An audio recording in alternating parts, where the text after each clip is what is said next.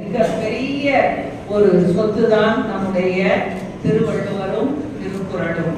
ஆக மாணவர் செல்வங்களே, நம்முடைய வாழ்க்கையிலே இன்றும் இப்பொழுது நீங்கள் இந்த பருவத்திலும் இன்னும் நம்முடைய வாழ்க்கைக்கு அந்தந்த பருவத்திலும் நமக்கு வேண்டிய விடைகள் என்னென்ன, நமக்கு ஒரு மனக்குழப்பம் இருக்குன்னா அது வாழ்வியல் சார்ந்ததாகவோ கல்வி சார்ந்ததாகவோ பொருளாதாரம் சார்ந்ததாகவோ ஒரு மனக்குழப்பம் இருக்குதுன்னா அது சம்பந்தப்பட்ட திருக்குறள் இதை எடுத்து பார்த்தா அதுல அந்த 10 குறள்ல அதுக்கு திருவள்ளுவர் விடை சொல்லியிருப்பார்.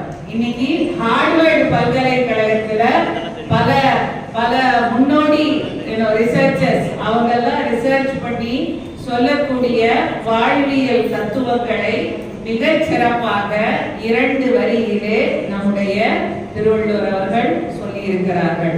ஆக நம்முடைய அனைத்து குழந்தைகளும் அனைத்து குடும்பங்களும் திருக்குறளை படிக்க வேண்டும்.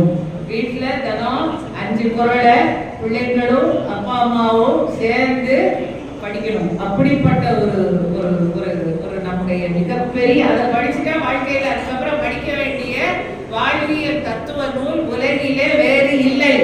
அப்படிப்பட்ட ஒரு மிகப்பெரிய சொத்து தான் நம்முடைய திருக்குறளானது. அந்த அந்த திருக்குறளை மாணவர்கள் மத்தியிலும் பொதுமக்கள் மத்தியிலும் மிகவும் அது பரப்பணும் அப்படிங்கிறதுதான் அரசாங்கத்தினுடைய ஒரு நல்ல நோக்கமாக நம்முடைய குழந்தைகளுக்கு, அரசு பள்ளி மற்றும் பிற பள்ளி மாணவர்களுக்கு, பொதுமக்களுக்கு, அரசு ஊழியர்களுக்கு வினாவிடை திருக்குறளிலே ஒப்புவித்தல் போட்டி, வினாவிடை போட்டி, அதே போல ஓவிய போட்டி எல்லாம் நடத்தி சென்ற வாரம் மாநிலம் முழுக்க யாரெல்லாம் விரும்புகிறார்களோ அவர்களெல்லாம் பதிவு செய்ய சொல்லி மிகப்பெரிய போட்டி நடத்தி அதற்கு தான் நீங்கள் எல்லாம் நம்முடைய மாவட்டத்திலே சிறப்பாக பரிசு பெறுகிறீர்கள். மாவட்ட நிர்வாகத்தின் சார்பிலும் தமிழக அரசின் சார்பிலும் உங்கள் அனைவருக்கும் எங்களுடைய நெஞ்சார்ந்த பாராட்டுதல்.